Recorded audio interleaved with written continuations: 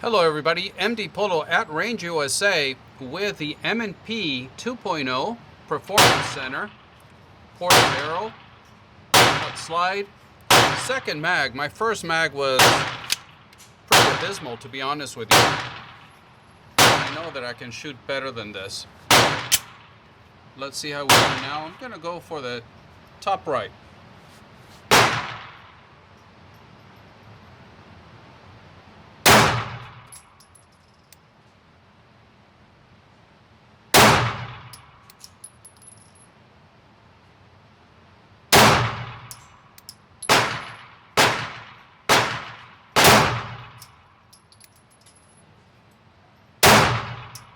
This is much better. Just getting used to this.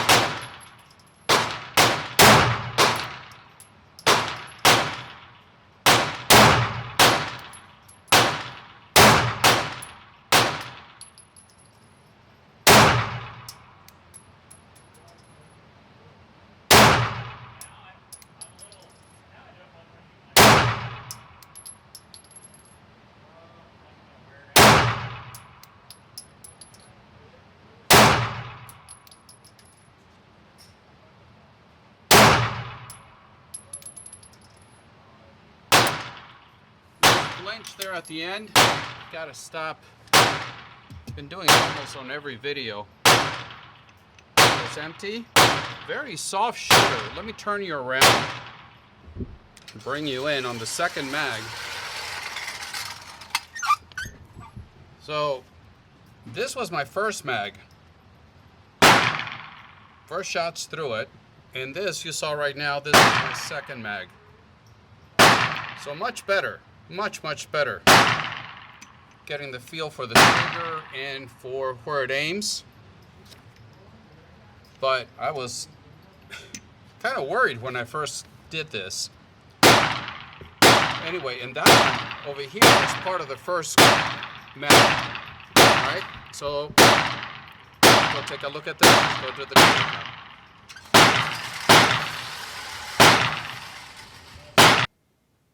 Hello everybody, MD Polo here. Thank you for joining me. Today we take a look at the Smith & Wesson M&P 2.0 Performance Center Pro Series. Yeah, that's a mouthful, and it's not the first time I've had one of these on the table. Some time ago I featured the 5-inch slide and barrel, and I don't know, I was just maybe not in the right place or in the right mindset, I guess, for what this pistol was. Because I really was expecting, I guess, a lot more from the Performance Center. I've had, and I still own, some revolvers that have the Performance Center tuning, and they are pretty amazing. And when I first got a hold of the 5-inch model of this gun, I was expecting, I guess, some of the features, the trigger, to have more of a Performance Center feel. Now, I don't know if I got a lemon or just wasn't what it was supposed to be, because the trigger on this is light years better than the one I got on the 5-inch model. So, I don't know. Also, I'm regressing a little bit, but I got a lot of slack, a lot of comments in the section, messages on the comment section, because I really blasted them for not having any instructions, just a bag full of plates and a bag full of screws. There was no way to differentiate which plate was for which screws were for which. So it took a while of guessing just to figure out how to mount the red dot. And people were saying, well, you're an idiot because it's in the manual. And unlike a lot of people, I do read the manuals, and I do go through them. And the manual that came with the 5-inch sample that I had did not have any instructions for red dot mounting. Now the one that came with this one does. And not only that, they do a very good job at explaining what plate goes with which red dot and what kind of screws go for each plate. And actually the screws have what looks to be Loctite on them. They're different colors. So it's very easy to identify what plate to mount on it, but on my prior video, this was not on the manual. So enough of that. So we have here is a 9mm, 4¼ inch ported stainless steel barrel with a capacity of 17+1 in 2 metal mags. Comes with a weight of 29 ounces, 29.1 ounces, and an MSRP of $774. Now what you get is it comes in the standard Smith & Wesson box, your blue box. And being a performance center model, it comes with a cleaning kit that is actually pretty nice. And you get, like I said, here you can see it's going to be a little bit shiny because of the lights and the plastic. But you can see how the screws have different colors, and all the plates have their names on them, whether it's plate number 1, number 2. So they did a very good job with that. You have your second mag, and these are metal mags, gray follower. Focus catch up a little bit. And nice quality mags. And you're going to get 4 palm swell back straps. One is installed, and then you get 4 palm swell back straps. So not a bad package overall. Now this gun has been safety checked, but we'll do it one more time just to make sure. So starting at the top, you are paying a premium for the Performance Center package, but you get quite a lot with this. You get suppressor height sights, metal sights from the factory. So a lot of guns that give you optics ready, they're not really optics ready because they don't include the plates. You got to go buy a plate and hope it's in stock. With this model, not only you get the plates, you get for most of the optics out there in the market, but it also, you get suppressor height sight, metal sights. They're 3-dot sights, is not my preferred setup, but you get 3-dot sights. And that is the core mounting system, red dot system from Smith & Wesson. Moving down to the slide, you can see here M&P, Performance Center 2.0. And a way to tell this is, I guess, the Gen 1 or Gen 2 from the 2.0 is it's got the traditional hinge trigger from the M&Ps. And the new ones are going to have the more straight trigger, not a hinge trigger with a dingus in the middle for the safety.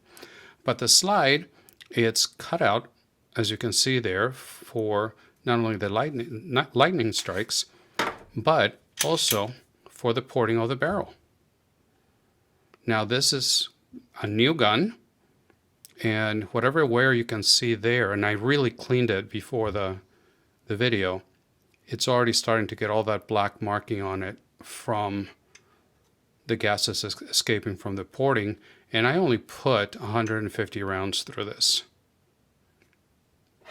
So this is something that if you're one of those shooters, one of those gun owners that like to keep their guns clean all the time, this is going to give you a little bit of a hassle. But you got the ported barrel, you got the ported slide, you got a metal guide rod. So all that is very nice. The slide is of course stainless steel, and it's coated with the Armonite finish from Smith & Wesson, and that's going to be very durable and also anti-corrosive. So just letting you walk around. I really like how they made the barrel silver, that kind of chrome barrel, so it stands out through the porting. So I like that quite a bit.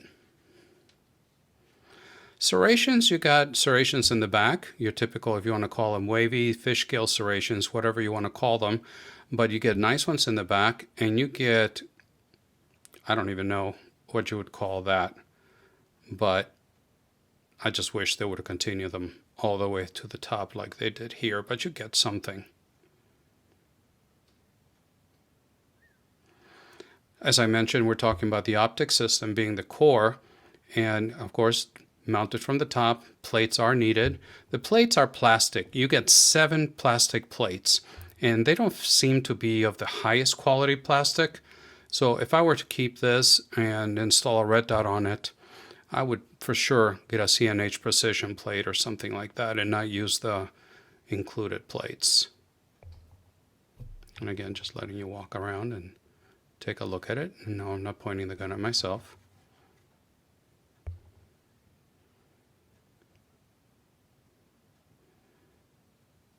The frame from on the M&P 2.0 Performance Center has the 2.0 texture, which is one of the most aggressive textures I've seen on a polymer gun.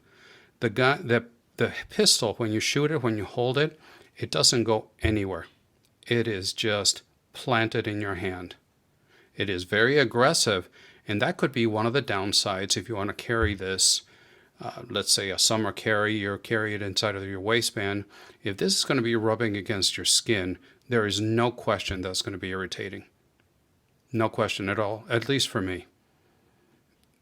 One of the negative things that I found on this gun is that although I love the texture for the range, I wish it would have continued up on this area. Because as you're holding, everybody can hold the gun a little bit different. You get a lot of traction in the front, a lot of traction in the back, as you should, and then the empty space here, the focus catch up, the empty space that you have here, that's where your support hand is going to go. And the meaty part of your hand, it's going to go right in this area where you don't have any texture at all. I'm not going to cut some pieces of the Talon grip and put it there and solve that problem, but if Smith & Wesson did this already, it wouldn't have cost them very much just to go all the way to the top, and they could have done it on both sides. So that's one of the few things on this one that I'm not liking. And since we're talking about some of the things we're not liking, another one is the slide stop. Although it is ambidextrous, as you can see here. Okay, you can also see that it is pretty extended. It sticks out quite a bit on both sides, and it is pretty sharp. Hoping you can see it with the lighting. There you go. But it's pretty sharp. The corners, all the way around, it is very sharp, and I found it uncomfortable. Now, one of the things they did for the 2.0 in the Performance Center is you've got this little, I guess you call it a dingus. No, not a dingus. It's, if you can see where I'm pointing at. Okay. So this is something new for this model, because what that does is it prevents when if you have the slide locked back and you slam the mag in, it'll prevent the slide from shooting to the closed position.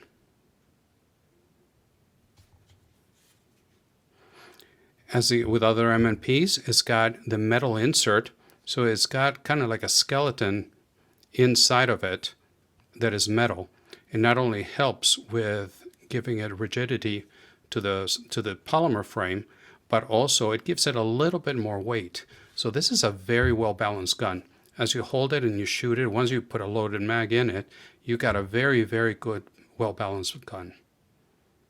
You got a 3-slot pick rail at the front for any accessories you may want to mount on it, as you can see there. Another thing is that, and I know I don't like to drop the slide, I really don't like to drop the slide on an empty chamber. I'm going to do it this time just to show you. You got the slide catch, which on the left side, it really is a slide release. It's a little bit hard, but it works. On the left side, it's supposed to be ambi, for the lefties, and I cannot get this to work for the life of me. Even with 2 hands, it won't go. So it's there, but it's pretty useless. Okay, moving down to the mag release. There it is. You see that it's got a little bit of texture. It is meant to look like the texture in the grip, but it's not. It's very soft. It's got a little bit of a hump in front of it to protect it, and it does a really good job. For me, it's easy to reach, and again, medium-sized hands. Come on, focus. Medium-sized hands, and I've got the medium palm swell back strap. I can reach it with no problem, and the mag shoots out. So it does its job, and it does it very well. And since we're talking about the back straps, the mag palm swells, when I took this to the range, how can I say this? I normally don't change the back straps on guns when I buy them. Usually what they come with from the factory fits me just right. With this, since the angle of the grip is more like a 1911, certainly more like a 1911 than a Glock is. This is much more natural pointing, at least for me. Even with medium-sized hands, I changed it for the small strap. Let me reset here. I removed the medium one. I put on the small one because I liked the way it felt in my hand better. It felt more like a 1911. That's what I was trying to say. The problem I ran into is that now with a small back strap, my hand, you look where my finger reaches. Okay, so when I go here to pull on the trigger,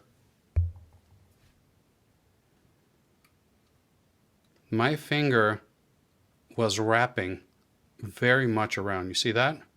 And this is with a medium right now. When I had the small one on, my finger was able to do this. And it was just not comfortable to shoot.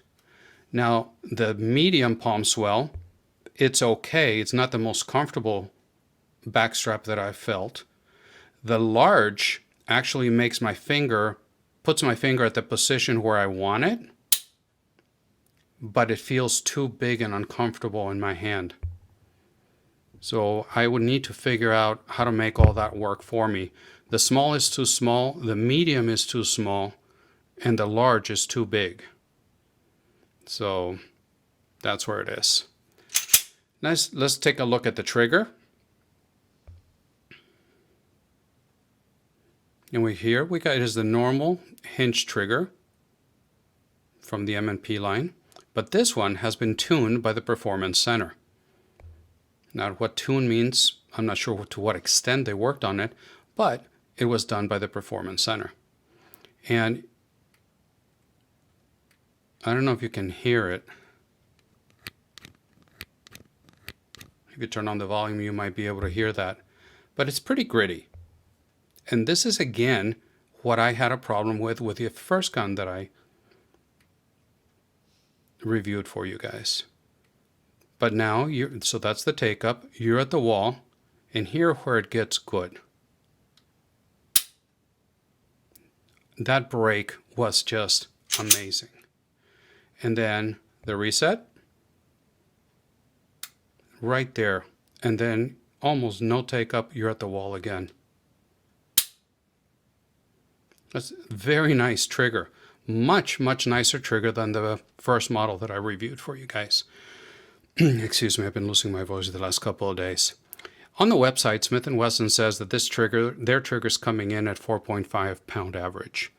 This one, the one sitting in front of you on the camera right now, it's coming in at 3 to 3.2 pounds on a 5-pull average.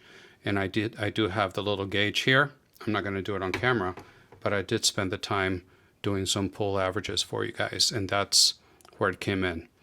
You may think that could be a little too light, per se, for concealed carry, but it is a really, really nice trigger. So I wanted to give this gun a second chance. My range impressions, if you saw the shooting video at the beginning, it was, my first mag was all over the place. I was thinking, my goodness, I've had some bad range days lately, but this is really bad. The second mag, as you can see on the top right of the target, it got much, much better. So I think that if I spend some time with this, and not part of the downside of running a gun channel is the amount of guns you shoot. It's hard to get proficient with any one. If I spend a lot of times with this one and nothing else, I'm sure that I can get pretty proficient with it, and especially if you put on a red dot. The other thing I would do if I decide to keep this, I would definitely call Apex Tactical and get an Apex trigger in this. I haven't done it yet, but I've heard from many people that the Apex Tactical turns this trigger into one of the best, if not the best polymer trigger out there. So there it is. A second look at the M&P Performance Center Pro Series from Smith & Wesson. What do you guys think about it? Should I keep it or should I sell it? Let me know in the comments below. I'd love to know your opinion. If you tell me to keep it, why? If you tell me to sell it, why? So there you go. I thank you very much for stopping by. Look forward to your comments. Your comments below are my favorite part of the channel. And by the time this comes out, we should have crossed 15,000 subscribers by now. So thank you very much for your support. And as always, I'm putting less and less now on Instagram. I'm getting really sick and tired of their censorship. So I'm starting to put things on Twitter or X, whatever they're called now. So if you'd like to give me a follow over there, I really would like your support. I'm going to move away slowly from Instagram and try to build things over there on Twitter, X.